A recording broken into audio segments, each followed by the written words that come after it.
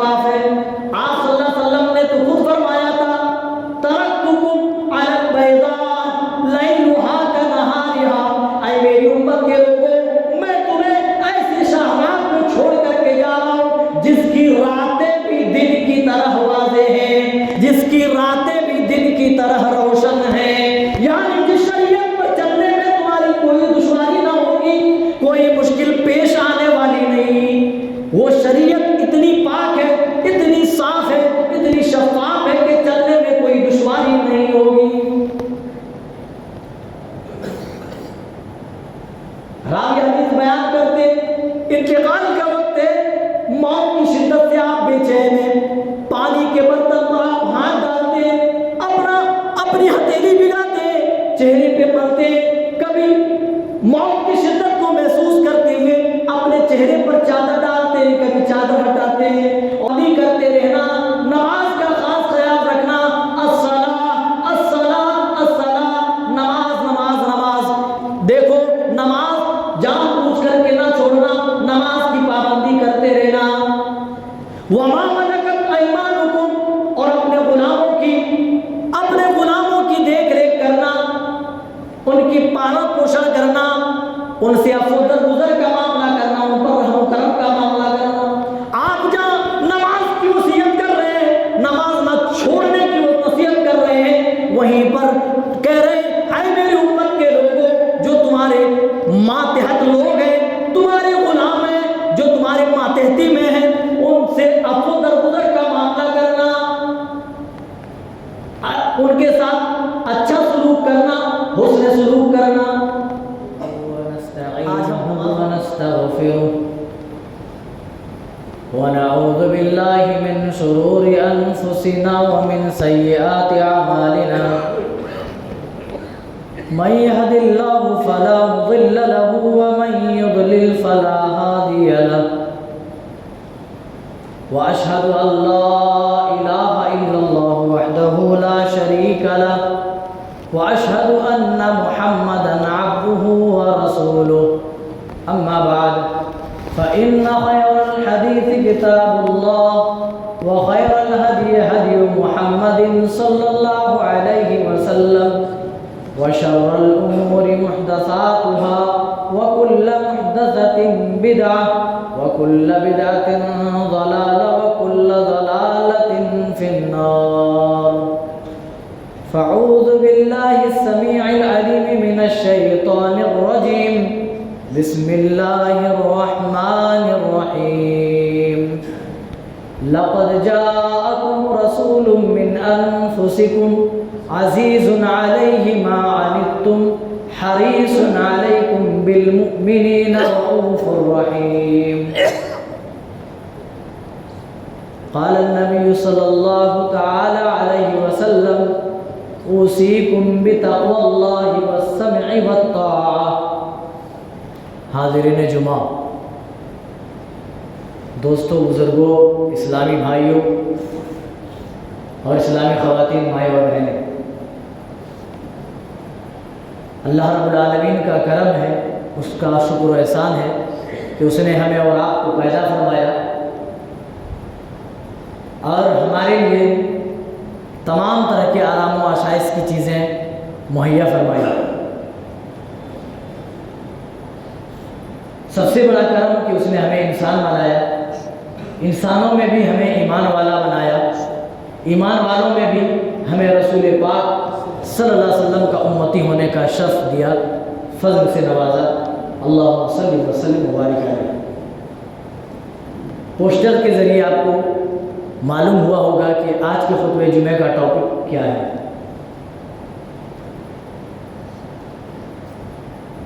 آج جس موضوع کے تحت کچھ باتیں اپنی ٹوٹی پھوٹی زبان سے رکھنا چاہتا ہوں، چونکہ مہینہ ربیع الاول کا ہے، جس مہینے میں آپ کی ولادت ہوئی اور اسی مہینے میں آپ کی وفات بھی ہوئی. اسی مناسبت سے موضوع کا انتخاب کیا ہے کہ رسول صلی اللہ علیہ وسلم کی آخری وصیتیں کیا تھیں. یوں تو آپ پوری زندگی نصیحتیں کرتے رہے، لیکن کچھ اہم پوائنٹس، کچھ اہم نصیحتیں تھیں جن کو آپ صلی اللہ علیہ وسلم نے اپنے انتقال سے پہلے آپ نے فرمایا۔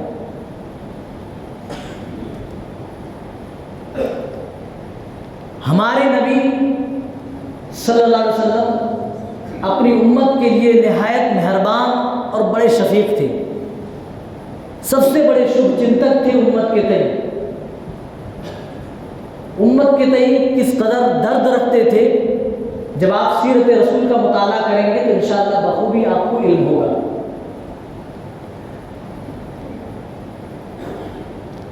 امت کے بارے میں سوچ رہے ہیں، امت کی فکر کر رہے ہیں، ہر وقت امت کو نصیحت کر رہے ہیں، سمجھا رہے ہیں، اور یہ سلسلہ آخری وقت تک چلتا رہا۔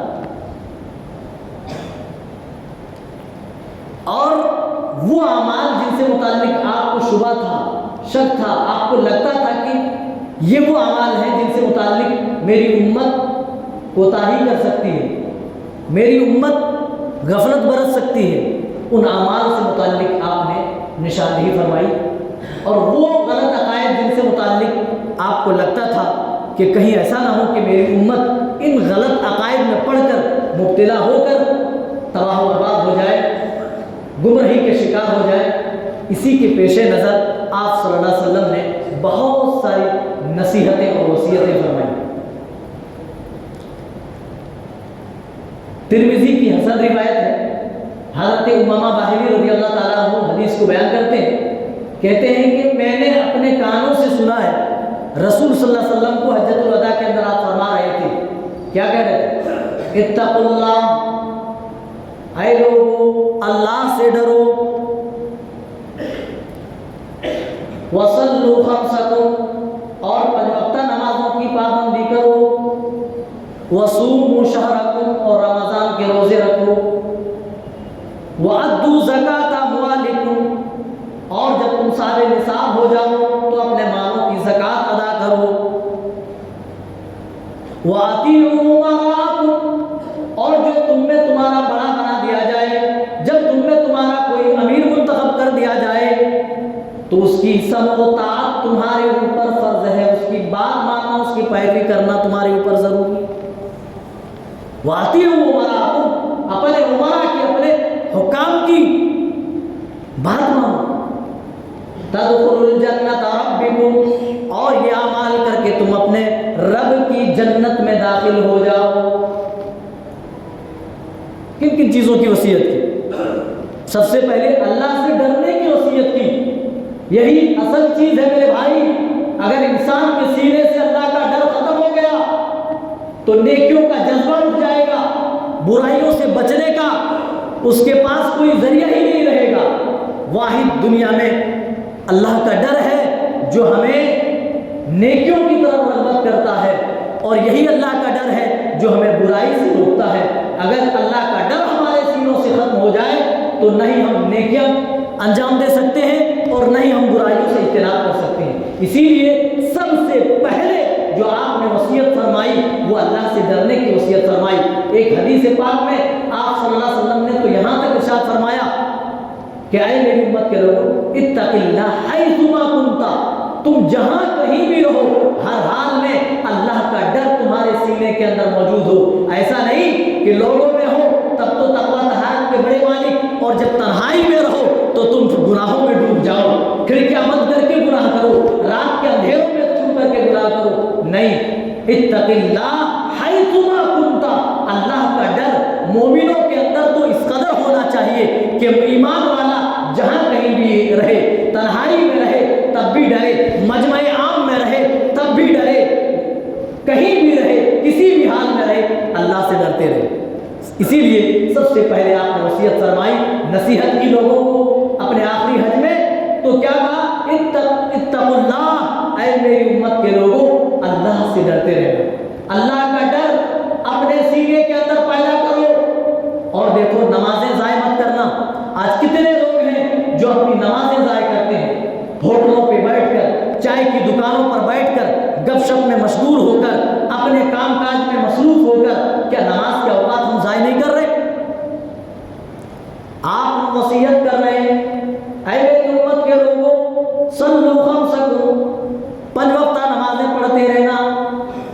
اس کی ادائیگی کرتے رہنا، اس سے متعلق کوئی غفلت نہ برتنا، کہیں تمہارے اندر نمازوں سے متعلق سستی نہ آنے پائے۔ آخری عمر میں یا آخری ٹائم پہ آدمی کیا بتاتا ہے؟ وہی بتاتا ہے جو اس کی نگاہ میں سب سے زیادہ امپورٹنٹ ہو، جو سب سے زیادہ اہم ہو، وہی باتیں بتاتے ہیں۔ آپ صلی اللہ علیہ وسلم کی نگاہ میں یہ باتیں بڑی اہم تھی، اسی لیے اللہ سے ڈرنے کی جہاں وصیت کی، نماز قائم کرنے کی وصیت کی، نماز نہ چھوڑنے کی وصیت کی، اور کہا نمازوں کی پابندی کرتے رہنا، روزوں کی پابندی کرنا، اور زکوٰۃ کے جب مالک ہو جاؤ تو زکوٰۃ کی ادائیگی کرنا، اپنے عمرا اپنے حکام کی اطاعت کرنا، اور یہ کام کر کے تم جنت دار۔ اور وفات سے چند لمحے قبل، اللہ اکبر، صحیح ہے میں بھی روایتیں موجود ہیں، آپ دنیا سے جانے والے ہیں، سانسیں اکھڑ رہی ہے، ایسی حالت میں بھی آپ اپنی امت کو نماز کی تلقین کر رہے ہیں، نماز سے متعلق وصیت کر رہے ہیں۔ حضرت ام سلمہ رضی اللہ تعالیٰ عنہ فرماتی ہیں، اور حضرت علی بھی اس تعلق سے روایت کرتے ہوئے ایک روایت میں فرماتے ہیں کہ میرے نبی پاک صلی اللہ علیہ وسلم کی زبان سے تمام وصیتوں میں جو آخری وصیت تھی وہ یہی تھی کہ اے میری امت کے لوگوں، نماز کی پابندی کرتے رہنا، نماز کا خاص خیال رکھنا، الصلاۃ الصلاۃ الصلاۃ، نماز نماز نماز، دیکھو نماز جان بوجھ کر کے نہ چھوڑنا، نماز کی پابندی کرتے رہنا۔ وما ملکت ایمانکم، اور اپنے غلاموں کی دیکھ ریکھ کرنا، ان کی پالن پوشن کرنا، ان سے عفو درگزر کا معاملہ کرنا، ان پر رحم و کرم کا معاملہ کرنا۔ آپ جہاں نماز کی وصیت کر رہے ہیں، نماز نہ چھوڑنے کی وصیت کر رہے ہیں، وہیں پر کہہ رہے ہیں اے میری امت کے لوگوں، جو تمہارے ماتحت لوگ ہیں، تمہارے غلام ہیں، جو تمہارے ماتحتی میں ہیں، ان سے عفو درگزر کا معاملہ کرنا، ان کے ساتھ اچھا سلوک کرنا، حسن سلوک کرنا۔ آج ہم نمازوں کی پرواہ نہیں کر رہے، آج نماز کے اوقات کو ہم ضائع کر رہے ہیں، جبکہ میرے نبی نے فرمایا تھا جعلت قرۃ عینی فی الصلاۃ، نماز کے اندر میری آنکھوں کی ٹھنڈک رکھی ہے، نماز کو آنکھوں کی ٹھنڈک بنا دی گئی ہے۔ جو رسول کہہ رہے ہیں نماز کو کہ میری آنکھوں کی ٹھنڈک ہے، آج اسی رسول کی یہ امت، یہ بھولی بھالی امت نمازوں کو چھوڑ بیٹھی ہے۔ اول ما یحاسب به العبد یوم القیامہ الصلاۃ، جو سب سے پہلے بروز قیامت بندے سے اس کے اعمال سے متعلق سوال پوچھا جائے گا، وہ نماز سے متعلق ہی ہوگا۔ اور کچھ لوگ پڑھتے بھی ہیں تو وقت کی پابندی نہیں، خدارا دنیا سے کچھ لے کر کے تم نہیں جاؤ گے، کچھ لے کر کے نہیں جاؤ گے، یہاں کی چیزیں یہی رہے گی، ہاں لیکن جو کچھ تم اعمال کرو گے وہ ضرور تمہارے ساتھ جانے والے ہیں۔ آخری اوقات میں آپ صلی اللہ علیہ وسلم نے اپنی امت کو شرک سے ڈرایا، شرک سے ڈرایا۔ آپ کو لگتا تھا، آپ کے سینے میں یہ ڈر تھا کہ کہیں میری امت کے لوگ قبر پرستی میں مبتلا نہ ہو جائے۔ آج امت مسلمہ کی اکثریت دیکھیے قبر پرستی میں مبتلا ہے، اور ہم اللہ سے رحمت کی توقع کرتے ہیں، نصرت اور مدد کی توقع کرتے ہیں۔ آج ہمارے پاس توحید نام کی کوئی چیز نہیں، ہر گلی ہر چوراہے پر قبے اور مزارات بنے ہوئے، لوگ اپنی اپنی ڈفلیاں بجا رہے ہیں، مجاور بن کر کے وہاں لوگ اپنے مریدوں سے ٹھگ رہے ہیں، ان کا دیا ہوا کھا رہے ہیں، قبروں پر مرغے ذبح ہو رہے ہیں، بتاشے چڑھائے جا رہے ہیں، اور پھر ہم اللہ سے رحمت کی امید لگائیں، اور اسی کو ہم سمجھ رہے ہیں کہ یہی شریعت ہے۔ آدھا تتر آدھا بٹیر ملا کر ایک نیا دین، ایک نیا مذہب کھڑا کر دیا، اور ہم نے اس کا نام اسلام دیا ہوا۔ اور میرے بھائیو، یہ اسلام نہیں ہے، اللہ کی قسم ہمارے رسول جو اسلام دے کر کے گئے تھے، وہ اسلام تو اتنا پاک و صاف ہے، وہ اتنا شفاف ہے۔ آپ صلی اللہ علیہ وسلم نے تو خود فرمایا تھا ترکتکم علی البیضاء لیلھا کنہارھا، اے میری امت کے لوگوں، میں تمہیں ایسے شاہراہ کو چھوڑ کر کے جا رہا ہوں جس کی راتیں بھی دن کی طرح واضح ہیں، جس کی راتیں بھی دن کی کی طرح روشن ہے، یعنی جس شریعت پر چلنے میں تمہاری کوئی دشواری نہ ہوگی، کوئی مشکل پیش آنے والی نہیں، وہ شریعت اتنی پاک ہے، اتنی صاف ہے، اتنی شفاف ہے کہ چلنے میں کوئی دشواری نہیں ہوگی۔ راوی حدیث بیان کرتے انتقال کا وقت ہے، موت کی شدت سے آپ بے چین ہیں، پانی کے برتن پر آپ ہاتھ ڈالتے، اپنی ہتھیلی بھگاتے، چہرے پہ ملتے، کبھی موت کی شدت کو محسوس کرتے ہوئے اپنے چہرے پر چادر ڈالتے، کبھی چادر ہٹاتے، اور اسی دوران آپ کہہ رہے ہیں لعنت اللہ علی الیہود والنصارى اتخذوا قبور انبیاء مساجد، اللہ کی لعنت ہو یہود و نصارہ پر، اس لیے کہ انہوں نے اپنے نبیوں کی قبروں کو سجدہ گاہ بنا لی، مسجد بنا لی، چومنے چاٹنے کی جگہ بنا لی۔ آج امت مسلمہ یہی کام انجام دے رہی ہے، آج امت مسلمہ قبروں پر جا کر سجدے کر رہی ہے، آج امت مسلمہ کی اکثریت قبروں پہ جا کر چڑھاوا چڑھا رہی ہے، آج امت مسلمہ کی اکثریت غیر اللہ سے فریاد رسی کر رہی ہے، آج امت مسلمہ کی اکثریت غیر اللہ سے امداد کر رہی ہے، آج امت مسلمہ کی اکثریت ان کو حاجت روا، انہی مردوں کو مشکل کشا اور بگڑی بنانے والا تصور کر رہے ہیں۔ رحمت آئے تو کہاں سے آئے؟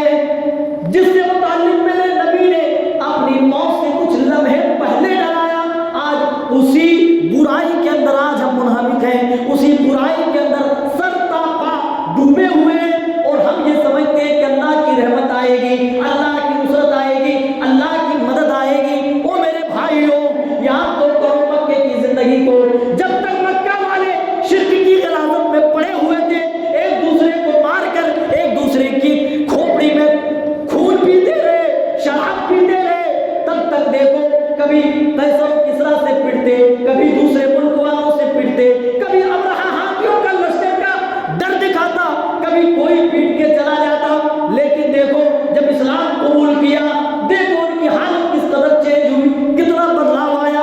ابھی ایک دوسرے کو مار کر فخر کرتے تھے، لیکن دیکھو اسلام نے قوت و بھائی چارگی کا کس طرح پیغام دیا۔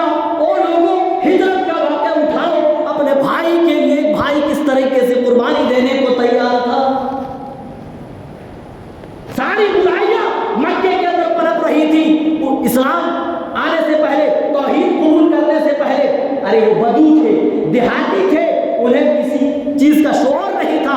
اسلام آیا، انہوں نے توحید کو ایکسپٹ کیا، شرک کو اپنے یہاں سے ختم کیا۔ آج بھی اتنا لمبا عرصہ گزرنے کے بعد بھی اسی توحید کے بابرکت اثرات آج بھی دیکھے جا سکتے ہیں۔ جا کر کے اللہ توفیق دے ہم سب کو کہ ہم جا کر کے دیکھیں۔ لوگ بتاتے ہیں گئے تو نہیں، کہتے ہیں نماز ہوتی ہے، دکانیں کھلی رہتی ہیں، لوگ چلے جاتے ہیں نماز پڑھنے کے لیے۔ کسی کی مجال ہے کہ ایک ہری مرچ بھی اٹھا لے، ایک نمک کا ڈھیلا چوری ہو جائے؟ میرے بھائیوں، اتنی برکتیں کیوں؟ اسی توحید کے برکت سے آج ہمارے اندر توحید نہیں، ہم شرک کے دلدل میں پھنسے ہوئے۔ اور آپ صلی اللہ علیہ وسلم کو یہ ڈر ستا رہا تھا، اسی لیے آپ نے اپنی قبر سے متعلق خود آپ نے اللہ سے دعا فرمائی، اللہم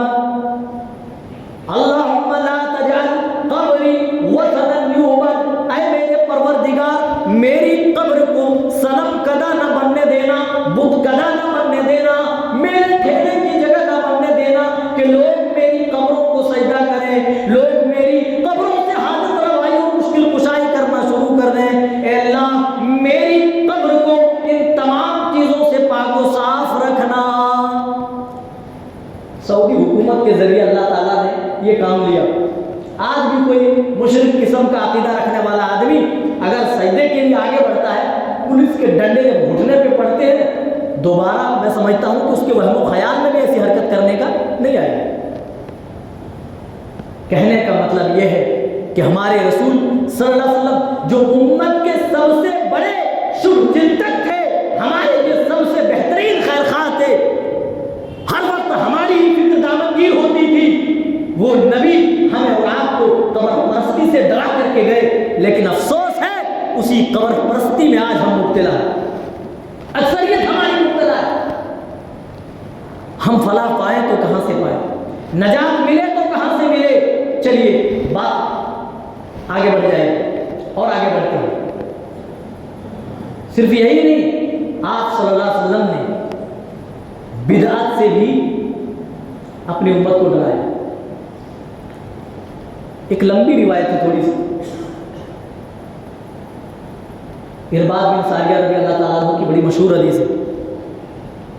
بیان فرماتے ہیں کہ رسول صلی اللہ علیہ وسلم ہمارے درمیان تھے، آپ نے نماز پڑھائی، نماز پڑھا کر ہماری طرف متوجہ ہوئے، اور پھر آپ نے بڑے ہی بلیغ انداز میں، بڑے ہی فصیحانہ انداز میں آپ نے ہمیں خطاب کیا، آپ نے نصیحت فرمائی، اوصیکم بتقوی اللہ والسمع والطاعہ۔ آپ صلی اللہ علیہ وسلم نے اللہ سے ڈرنے کی اور امراء حکام کی سمع و طاعت کی آپ نے وصیت کی، اور فرمایا فَإِنَّهُ مَن يَعِشْ مِنكُم بَعْدِي، اے میری امت کے لوگوں، تم میں سے جو کوئی میرے بعد باحیات رہے گا وہ عنقریب بہت زیادہ اختلاف دیکھے گا، فَسَيَرَىٰ اخْتِلَافًا كَثِيرًا، بہت زیادہ۔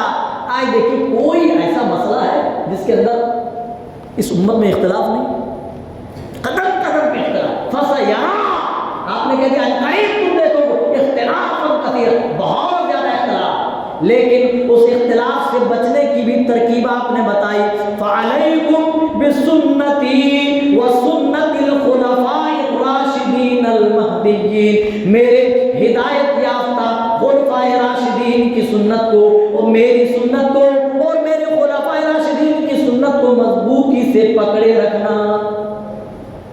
لوگوں کو بتاتے ہیں کہ بھائی تمہارے وہم و گمان میں جو چیز اچھی لگتی ہو وہ دین کا حصہ نہیں بن سکتی، اس کا رسول صلی اللہ علیہ وسلم سے ثابت ہونا چاہیے، صحابہ سے ثابت ہونا چاہیے،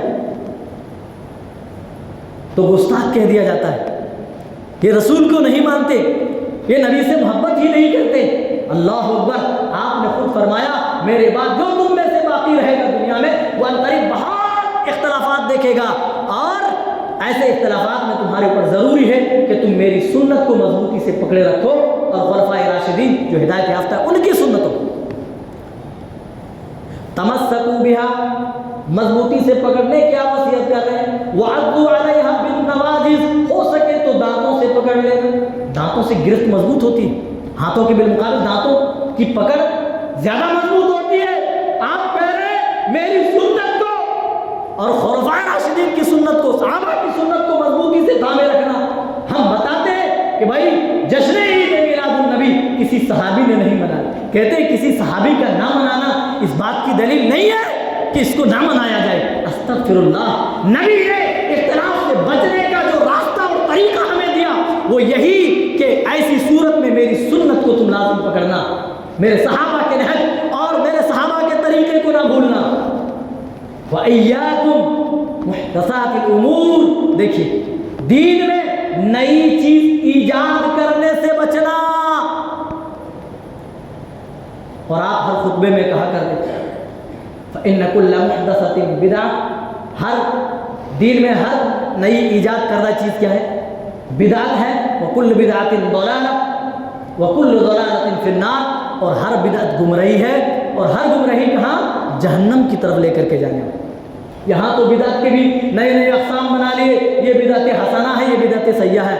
میں نے بتایا میرے بھائی کہ گندگی کی کوئی قسم نہیں ہوتی، گندگی گندگی ہوتی ہے، جس طرح ہم یہ نہیں کہتے یہ اچھی والی گندگی ہے، یہ بری والی گندگی ہے، اسی طریقے سے بدعت کی کوئی قسم نہیں، کوئی بدعت حسنہ نہیں، کوئی بدعت اچھی نہیں ہو سکتی ہے۔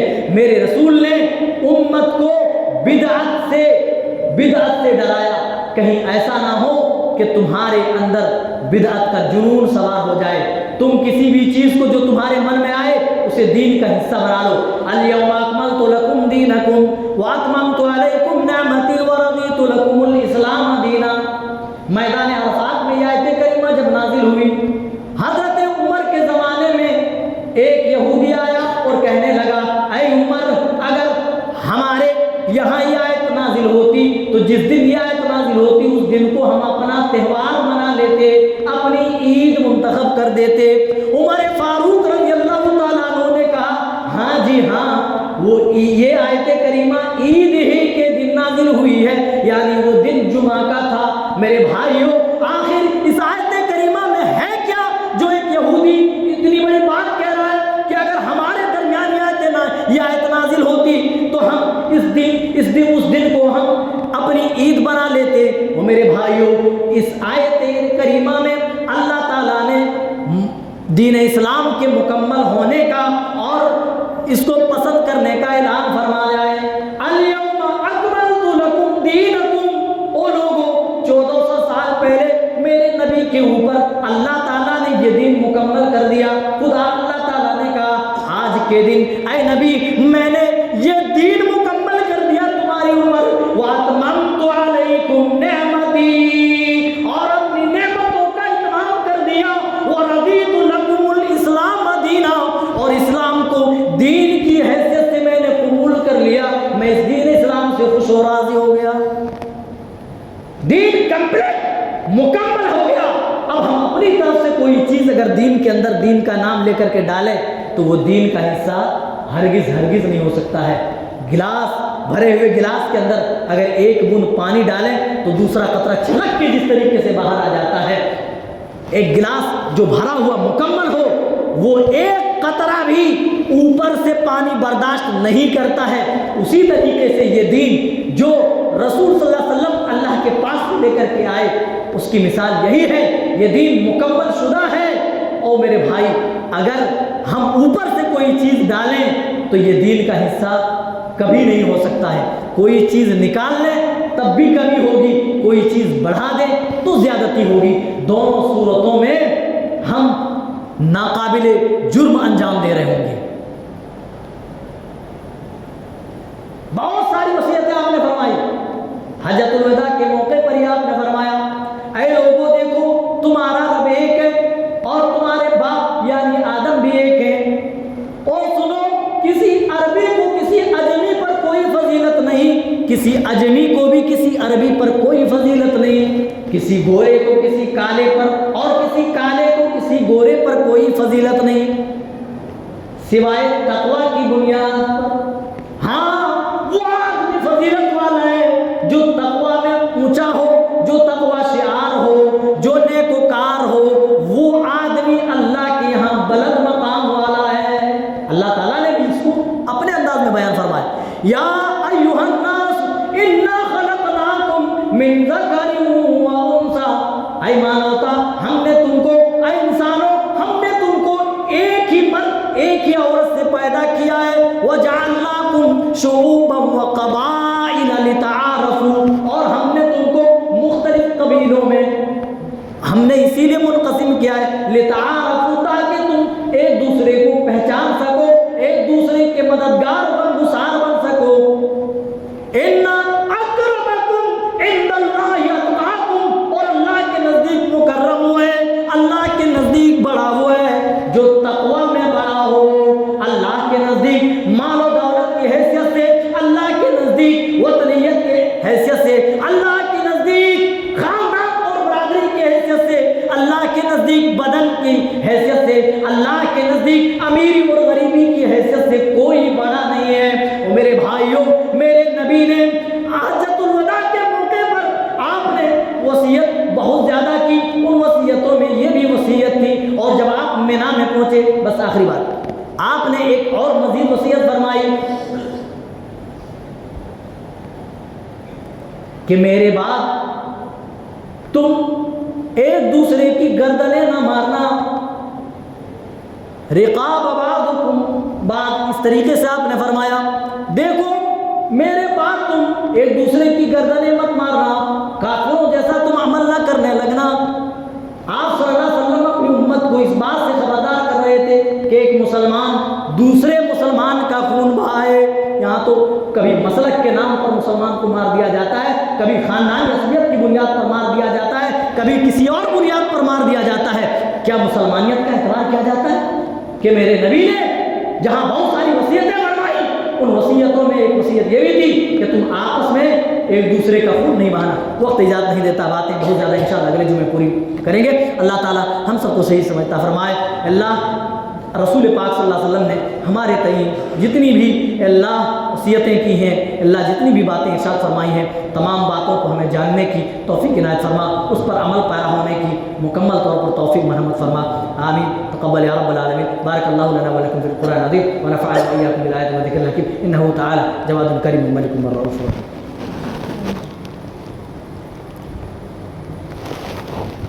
إن الحمد لله نحمده ونستعينه ونستغفره ونعوذ بالله من شرور أنفسنا ومن سيئات أعمالنا، من يهد الله فلا مضل له ومن يضلل فلا هادي له، وأشهد أن لا إله إلا الله وحده لا شريك له، وأشهد أن محمدا عبده ورسوله، أما بعد فإن خير الحديث كتاب الله، وخير الهدي هدي محمد صلى الله عليه وسلم، وشر الأمور محدثاتها، وكل محدثة بدعة، وكل بدعة ضلالة، وكل ضلالة في النار۔ يا أيها الذين آمنوا صلوا عليه وسلموا تسليما، اللهم صل على محمد وعلى آل محمد كما صليت على إبراهيم وعلى آل إبراهيم إنك حميد مجيد، اللهم بارك على محمد وعلى آل محمد كما باركت على إبراهيم وعلى آل إبراهيم إنك حميد مجيد۔ عباد الله رحمكم الله، إن الله يأمر بالعدل والإحسان وإيتاء ذي القربى وينهى عن الفحشاء والمنكر والبغي، يعظكم لعلكم تذكرون۔